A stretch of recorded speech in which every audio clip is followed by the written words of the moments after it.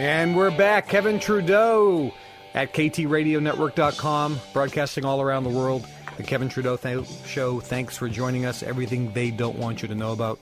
With a great guest today, David Icke, calling in from the UK, the world's foremost authority on kind of the hidden New World Order, the hidden powers behind the scenes. He probably is the most well-integrated, knowledgeable person in this field, author of many, many books. His website is davidicke.com. That's ICKE. If you're a member of the KT Insider email club, you're going to get all of his websites sent to you this week at KTRadioNetwork.com. David, explain to me how, again, all this coordinates and how easy it is for it to happen. And more importantly, what's the real downside? How are the average American or the average guy in the street going to be adversely affected by a one-world currency or one-world government?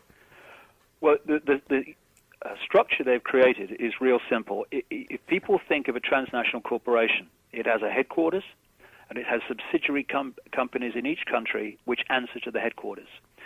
What this network has created is the equivalent of that, only they're secret societies. You have the headquarters, the center of the web, what I call the spider, at operational level anyway, in Europe, in places like London, Rome, Paris, Berlin, that kind of area of Europe, Western Europe.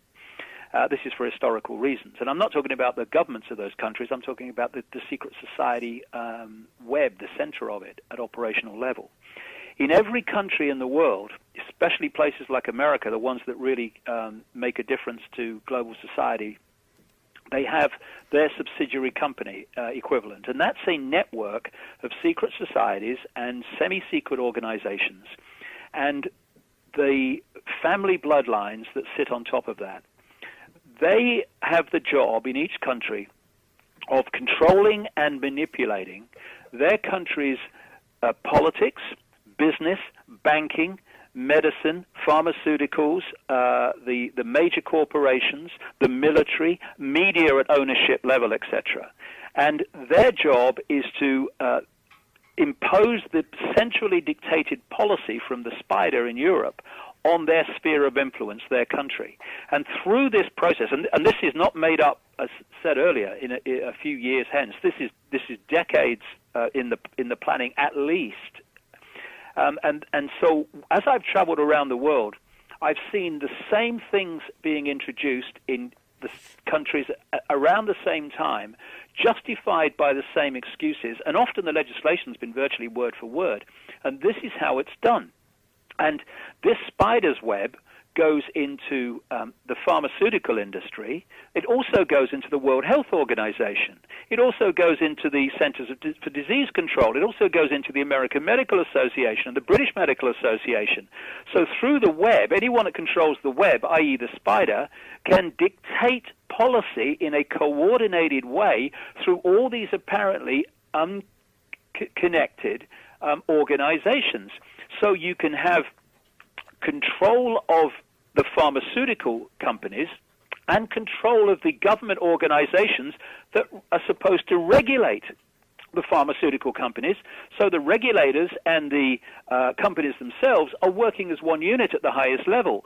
And so what we're seeing now, Kevin, with this whole swine flu scam, is the World Health Organization fundamentally connected to and working with as one unit the pharmaceutical industry, Baxter International and all these others, who are behind the, first of all, the creation of swine flu and as creating the problem, and then offering the vaccine. And people must do what they choose. But I would say, please don't have the vaccine, because this is something that is a setup to get access to the bodies of enormous numbers of people.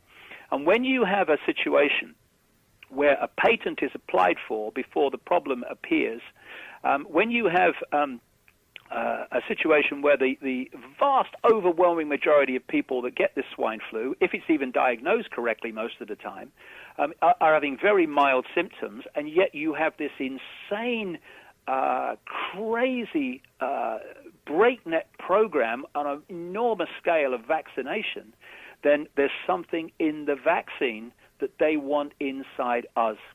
And I'm going to put a major article on my website tomorrow giving all the background to this, and also videos by other people that are giving the background. It's so important.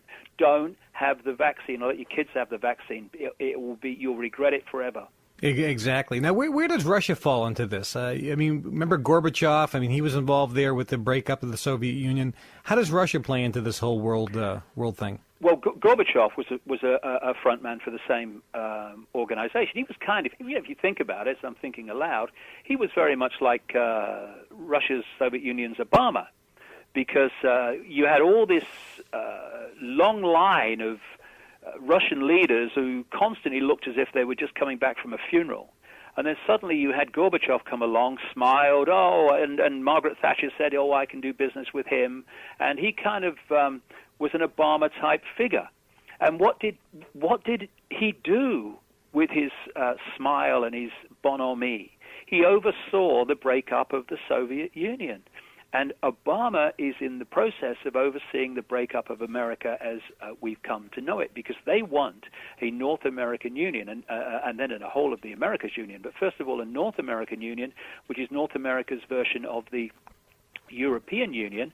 And the more that they crash the dollar, the more they crash the American economy. What they're doing is reducing the resistance of American people to allowing that to happen. If they are persuaded it's the only way for everything to be sorted out that they're frightened of and they're experiencing financially, politically, whatever.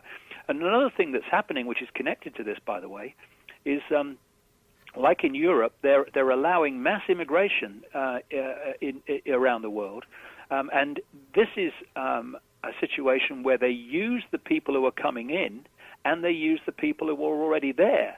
The idea is to get as many people from different cultures in different countries to break up the sense of nationhood.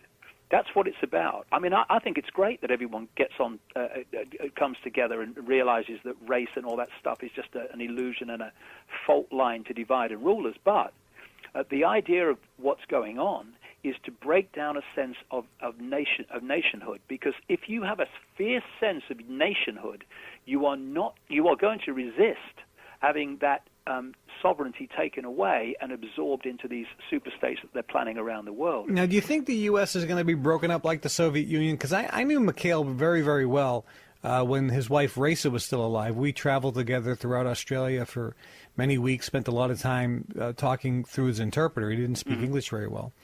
And I asked him about the breakup of the Soviet Union, and he just smiled and he said, the United States is going to have the same thing happen.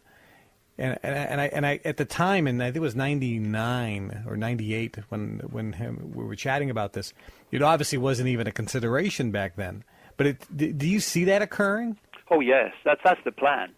They want to break the United States up into regions within a North American and then a whole of the Americas Union. That's the idea. I said earlier they want to bring an end to nation states and break them up into regions. In the European Union, the maps have actually been made up and published in one newspaper in this country, one mainstream newspaper, where they've broken up, for instance, the United Kingdom into regions, not regions that make any sense really, just groups of bits of land within the United Kingdom. And they've grouped these regions together with other regions in mainland Europe and Scandinavia. And these regions of the United Kingdom are not grouped together as one unit we call a nation. One part of the United Kingdom is grouped together with a region of France. Another part of the United Kingdom is grouped together with a region of Scandinavia. And the idea is quite simple. It's to break up any unity of response and resistance to the edifice of power that I've been describing, the world government at the top, the superstates, European Union, American Union, underneath that, African Union, Asia-Pacific Union. Then underneath that, they just want regions where they will have no power, no military, nothing that will allow them to resist the edifice of power above. That's the idea. So America's not going to be any different if we allow it to happen, because that's what they want. All right, hold on one sec. We're going to take a short break. You're listening to Kevin Trudeau, KTRadioNetwork.com. More with David Icke in just a few moments.